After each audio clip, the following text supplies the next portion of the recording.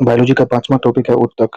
इसके सारे important topic को रिवीजन करेंगे फास्ट में, जिसमें है पहला कोशिकाओं का वह समूह जिसमें सभी कोशिकाएं उत्पत्ति एवं मूल संरचना में एक दूसरे के समान होती है एवं एक साथ मिलकर एक विशिष्ट कार्य करती है, ऊतक कहलाती है। टिश्यू, बहुकोश के जीवों में श्रम विभाजन एवं संगठन का स्तर जो होता है, कोशिका से ऊतक बनता है, ऊतक से अंग, अंग से अंग तंत्र से जीव बनता है। पादप ऊतक, ये ये ऊतक पादपों के स्थिर आवास, वृद्धि एवं यांत्रिक अवलंबन के आधार पर मुख्यतः दो प्रकार के होते हैं। पादप ऊतक दो प्रकार के होते हैं, विभज्योतक ऊतक और विभज्योतक ऊतक, और होता है अस्थायी ऊतक।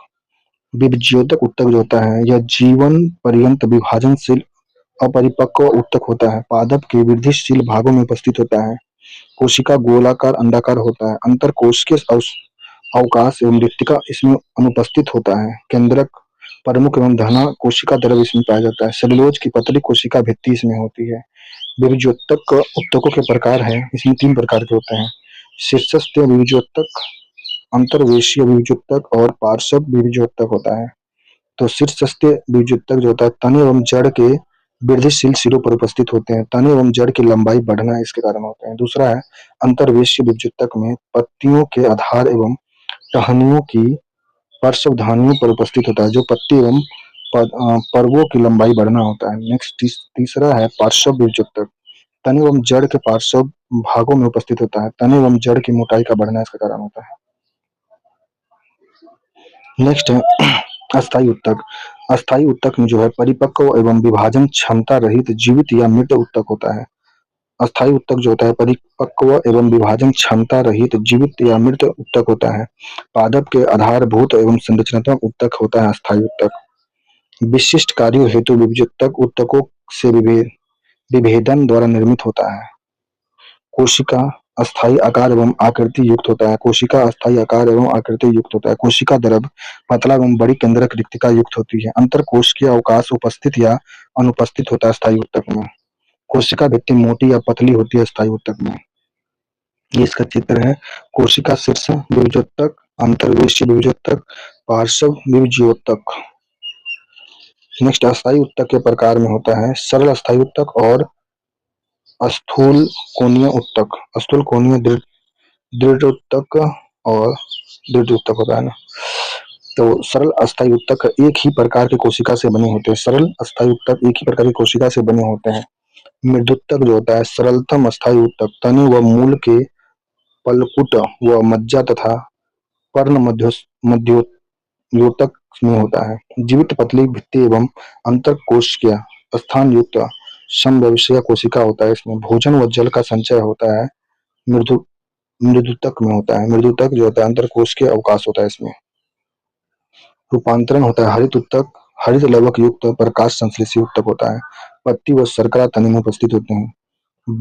वायु ऊतक जो होता है वायु युक्त बड़े अंतरकोशिकीय अवकाश वाले ऊतक होते हैं। जलीय पादपों को तैरने में उत्प्लवन प्रदान करते हैं। जलीय पादपों को तैरने में उत्प्लवन प्रदान करते हैं, यह है वायु ऊतक होते हैं। दूसरा है स्थूल कोणीय ऊतक। स्थूल कोणीय ऊतक मुख्यतः एपिडर्मिस के नीचे पर्णवृत्त एवं द्विबीजपत्री तनों को अधःस्तरा में उपस्थित होता है। कोशिका लंबी और जीवित होती है। अंतरकोशिकीय अवकाश प्राय अनुपस्थित होता है। कोशिकाओं के कोनों पर दृढ़ एवं मोटी कोशिका भित्ति के ऊपर पैक्टिन की परत का जमाव होता है। इसमें यांत्रिक अवलंबन एवं लचीलापन प्रदान करना इसका कार्य होता है। स्थूल कोणोतक का है। कोशिका भित्ति होता है। ये भित्ति के स्थूलन राजधानी अंदर में पाया जाता है, केंद्रक। नेक्स्ट है दृढ़ ऊतक। तने पत्तियों के शिरा, फलों तथा बीजों के कठोर आवरण, बीज आवरण और नारियल में बाहरी रेशेदार छिल्ले में उपस्थित होता है। कोशिकाएं मृत, लंबी, संकरी एवं दोनों सिरों पर नुकीली होती है। सेलुलोज और लिग्निन की बनी मोटी भित्ति उपस्थित होता है। अंतरकोशिकीय अवकाश इसमें अनुपस्थित होता है। दृढ़ ऊतक में सुरक्षा, दृढ़ता व यांत्रिक सहारा प्रदान करना इसका कार्य होता है। दृढ़ ऊतक दो प्रकार के होते हैं। ए होता है अनुप्रस्थ काट और बी होता है अनुलंब काट। अनुप्रस्थ काट में लिग्निन युक्त मोटी भित्ति होता है और अनुलंब काट में संकरी गुहा लिग्निन युक्त मोटी भित्ति पाए जाते हैं। जटिल अस्थायी ऊतक एक से अधिक प्रकार की कोशिका से मिलकर बना होता है। जटिल अस्थायी ऊतक जाइलम दारू जल संवाहक ऊतक होता है। जाइलम मूल में अवशोषण जल व घुलनशील खनिज का ऊपर की ओर एक दिशीय परिवहन करना होता है। नेक्स्ट है वहनीय वहनिकीय प्लस वहिका प्लस जाइलम मृदुक जीवित होता है प्लस जाइलम तंतु होता है। ये फ्लोएम फ्लोएम पोषवा भोजन संवहन ऊतक पत्तियों में विभिन्न भोजन का ऊपर एवं नीचे द्विदिशीय परिवहन होता है। चालनी नलिका प्लस कोशिका के द्वारा फ्लोएम मृदुतक एवं फ्लोएम तंतु मृदुक होता है।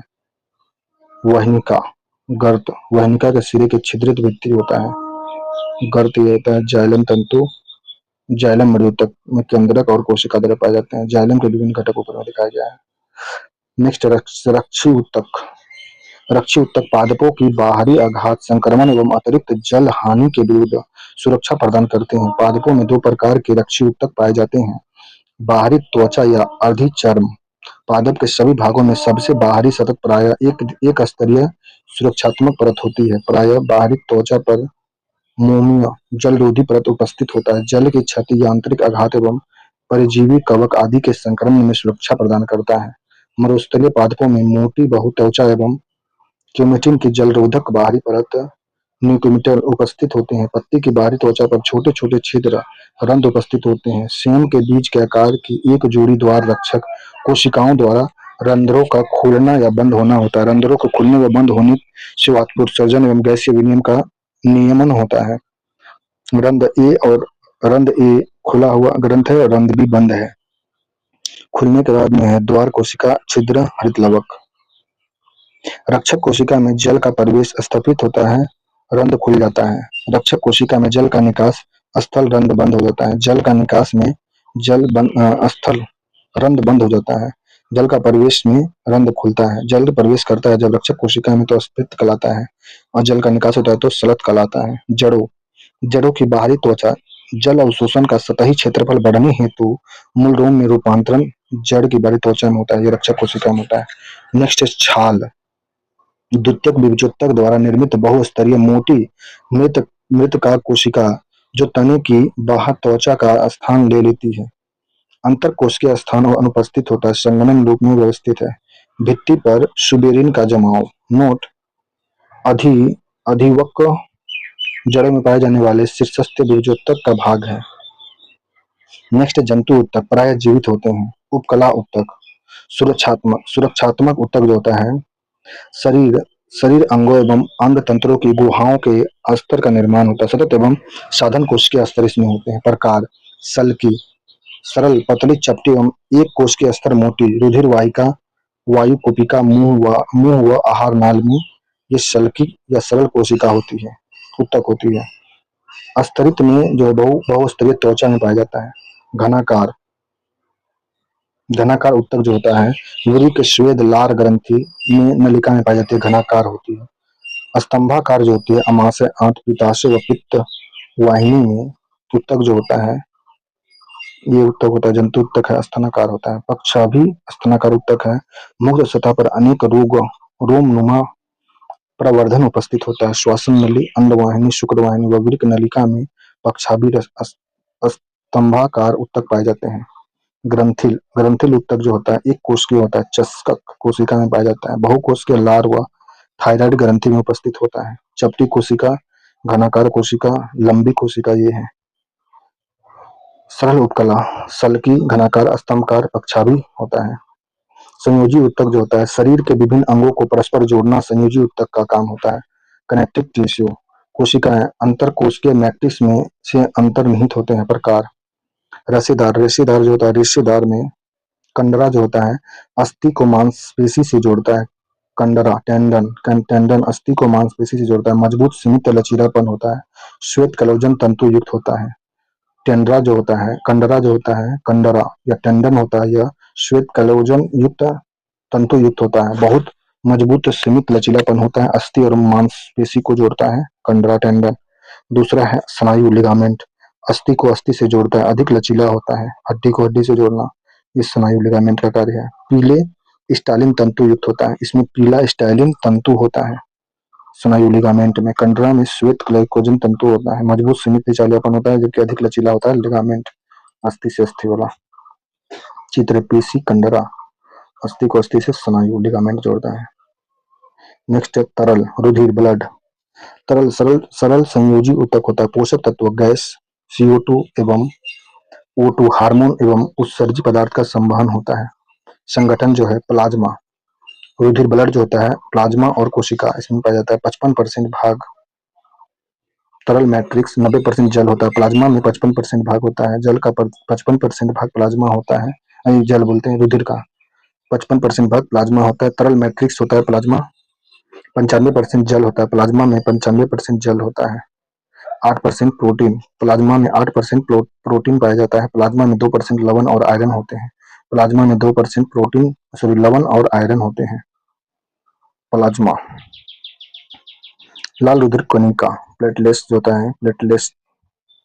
लसिका, लसिका जो होता है लिम्फोसाइट, रंगहीन तरल, आरबीसी अनुपस्थित होता है। लसिका में रंगहीन, लसिका जो होता है रंगहीन तरल होता है, इसमें आरबीसी अनुपस्थित होता है लसिका में। विभिन्न विभिन्न श्वेत रुधिर कणिका जो है न्यूट्रोफिल, ईरोसिल, बेसोफिल, लिम्फोसाइट, मोनोसाइट सबसे बड़ी होती है मोनोसाइट।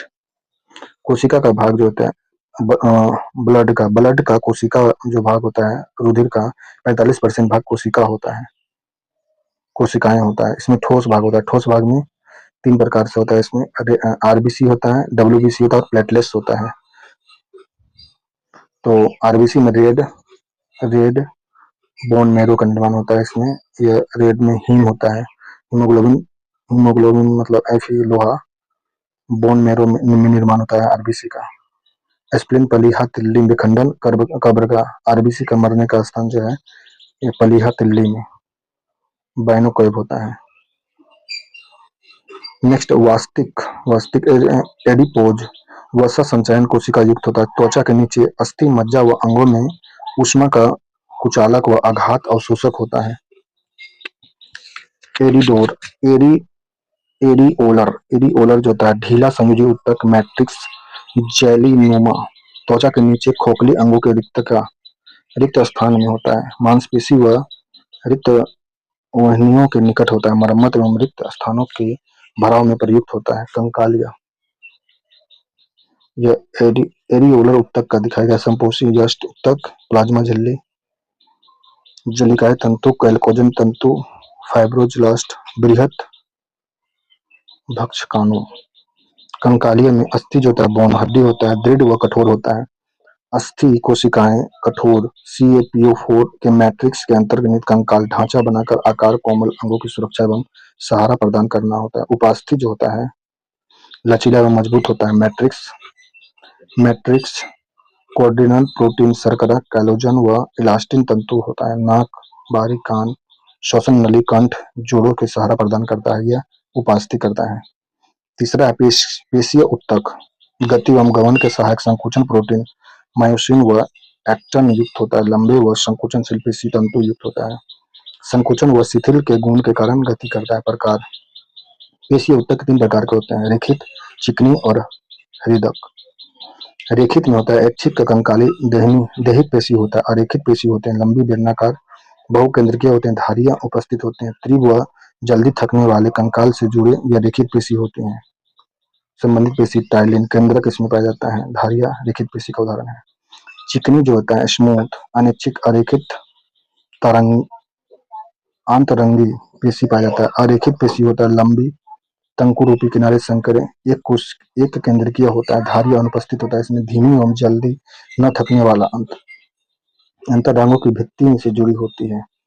तंकु रूपी पेशीय कोशिका, इसमें केंद्रक होता है। चिकनी पेशी पाए जाते हैं।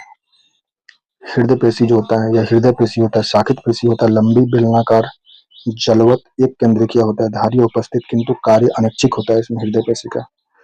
जीवन पर्यंत बिना थके हृदय का स्पंदन होता है। केंद्रक इसमें दिख रहा है हृदय पेशी केंद्रक, धारियां अंतर्विष्ट पट्टिका होते हैं।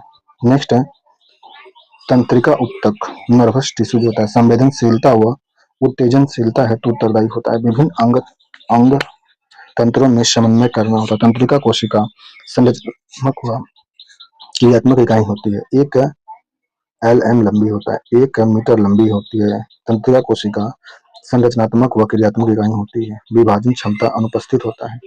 मस्तिष्क में रज्जु व तंत्रिका में होता है। कोशिकाएं केंद्रक, डेंटाइन, एक्सॉन तंत्रिका के सिरे होते हैं। न्यूरॉन तंत्रिका ऊतक की इकाई होती है।